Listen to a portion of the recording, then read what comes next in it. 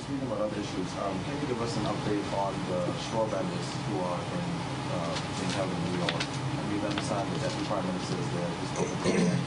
And I don't think we get a chance to speak to them when they leave.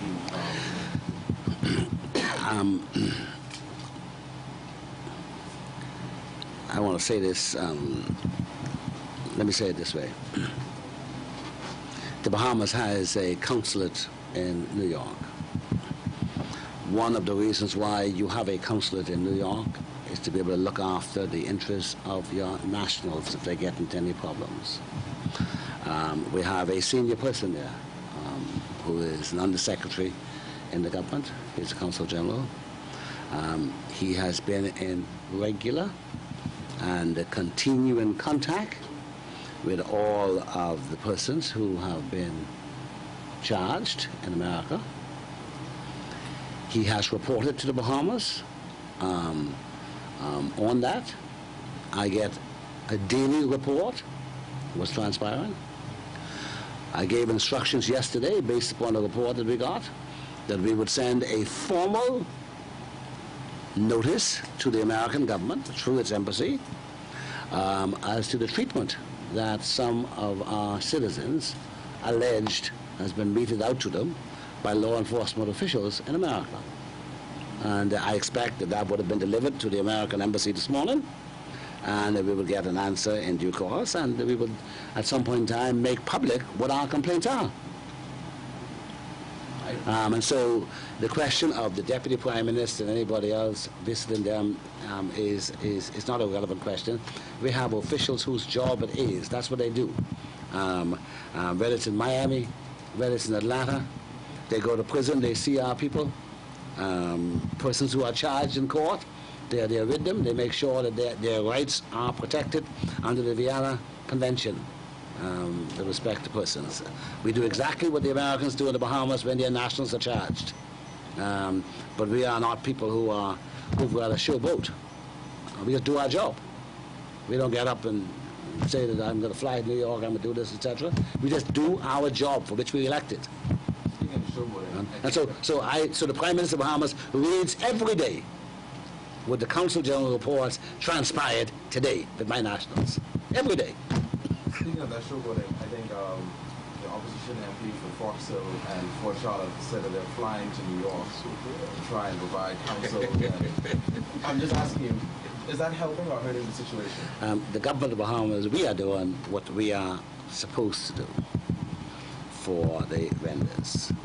Those who have children here, the Ministry of Education and the Department of Social Services, the Ministry of Labor, taking steps to provide counseling and whatever support we can.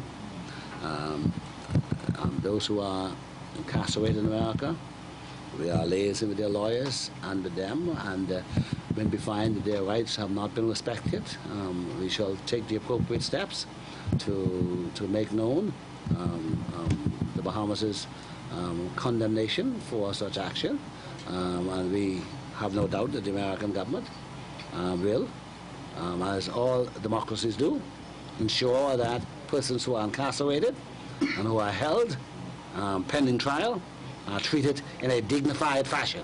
Well, then the issue, do you think, as a result of those vendors being charged in the United States, do you think it will impact what the vendors are able to import into the country now? Well, the Bahamas would need to be in compliance with the international requirement for trading, but so does the United States, and they went to America to buy these products, so presumably these products entered America. I don't expect us to be any better at preventing such products from entering our country than the United States is, with all of its massive agencies and resources. Another thing we have to look at. How do you respond to the criticism on the straw vendor issue from a number of Bahamians who say the hands-off approach sort of by the government up to this point, and the fact that when we had instances where Americans committed crimes on our borders or on our shores, the guy who beat up the police officers, and also more recent, the barefoot bandit, we sort of just slap on the wrist and they were able to get out of our country. How do you respond to that criticism and people who say, well, you know, what message should that send to us? Well, I don't sentence people. If I used to sentence people, there'd be many different sentences handed out. And so I think that your question about sentencing really ought to be directed to the magistrates and the courts. Insofar as the enforcement of the law is concerned, we have a responsibility for that. And you give us credit for having enforced the law by causing them to be charged and taken to courts. But you know, the reality is that hundreds of Bahamians are in American jail. Hundreds. They are charged with some irregularity. The straw vendors happen to be a group that has captured your imagination. But you can find out from the consulate in Miami and in Atlanta and in New York how many prisoners are from the Bahamas, how many came from Eleuthera, from Andros, from Abaco, from Bimini, from Nassau. And we visit them all the time.